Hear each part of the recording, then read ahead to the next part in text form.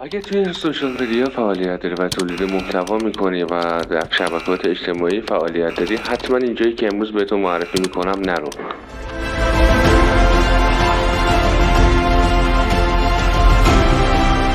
24مین نمایشگاه رسانه‌های ایران، بهمن ماه 1402.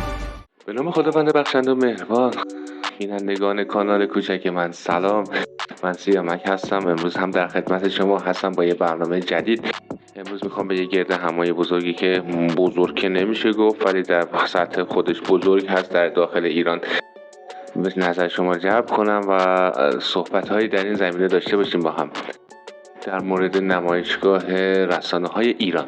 24مین نمایشگاه رسانه‌های ایران که از طریق وزارت ارشاد بنیانگذار برگزاریش هستش برگزار شده از تاریخ 29 بهمن ماه 1402 و تا دوم بهمن ماه ادامه داره. هر روز از ساعت 10 صبح اگه درست یادم باشه تا ساعت 6 بعد از ظهر ادامه داره این نمایشگاه. توی نمایشگاه شما میتونید با خبرگزاری ها آشنا بشید و امسال با اسم رسانه ها برگزار شده. متاسفانه اونجوری که اسمش گذاشتن رسانه های ایران، رسانه ها نبودن. تنها شرکت هایی که اونجا حضور داشتن شرکت رایتل بود، شرکت همراه اول بود و روبیکا بود. اصلا خبری از آپارات، خبری از بقیه فضاهایی که پلتفرم هایی که در فضای مجازی فعالیت میکنن نبود. یه تیزر ببینیم با هم برمیگردیم. در سال 1373 اولین نمایشگاه مطبوعات در کشور برگزار شد و تا سال 1396 به صورت مستمر ادامه داشت. اکنون پس از 6 سال وقفه، وزارت فرهنگ و ارشاد اسلامی بران است تا 24مین نمایشگاه را با رویکرد و نام جدید نمایشگاه رسانه‌های ایران برگزار نماید.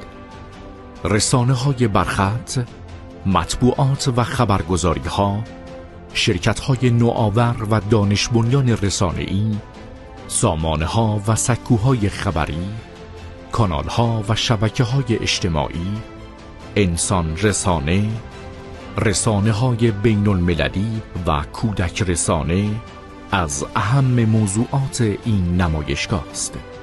24مین نمایشگاه رسانه‌های ایران. همونجور که عرض کردم نمایشگاه خبری بود تا نمایشگاه به نظر من رسانه‌ای.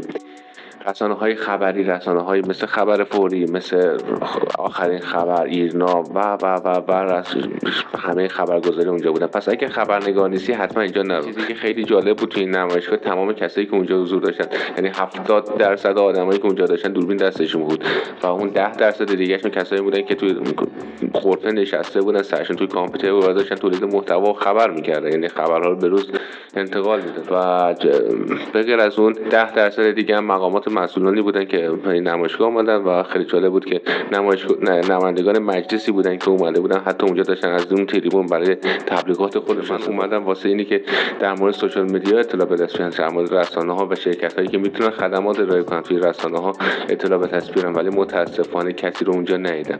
یه تیزر کوچیک ببینیم برمیگردیم.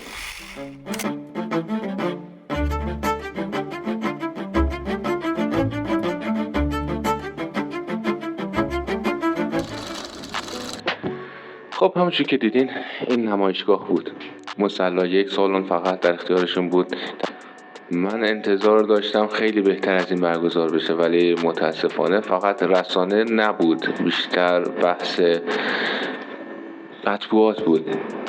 من نمیدونم چه اسمش عوض کردم ولی خب میشه گفت 24مین نمایشگاه رسانه‌های ایران همون 24مین نمایشگاه مطبوعات در ایران هستش که اونجا برگزار میشه. پس اگر خبرنگار نیستی، اگر که در زمینه فعالیت خبری فعالیتی نداری، اونجا اصلا نرو. اگر مثل من دنبال تولید محتوا هستی اونجا نرو. من حتی دوربین و همه چیز بردم که اونجا گزارشی بگیرم برای خودم و اینا، ولی متاسفانه چیزی عایدم نشد و دست خالی برگشتم.